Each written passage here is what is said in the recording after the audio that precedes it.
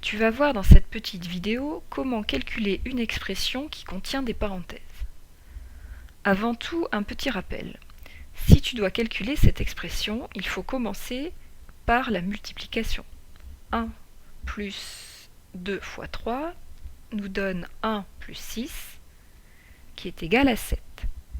Si on reprend l'expression de départ en mettant des parenthèses autour de 1 plus 2, eh bien ici les priorités de calcul changent. Les parenthèses nous indiquent le calcul à faire en premier. Donc on va commencer par 1 plus 2. 1 plus 2 donne 3 et 3 fois 3 font 9. Si tu regardes bien les deux expressions que l'on vient de calculer, uniquement les parenthèses changent au départ. Mais ces parenthèses ont changé l'ordre des calculs. Du coup, on n'obtient pas le même résultat final. Donc il faudra bien faire attention à respecter les priorités de calcul. Dans certaines expressions, tu peux rencontrer des parenthèses, mais aussi des crochets.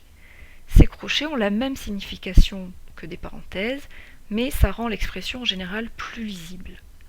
Dans cet exemple, on voit bien toute cette expression entre crochets et à l'intérieur, une expression entre parenthèses. De manière générale, il faut commencer par calculer les parenthèses les plus à l'intérieur. Donc ici, on va commencer par calculer 7 plus 3. Cette expression est égale à 5 que multiplie 14 moins 10.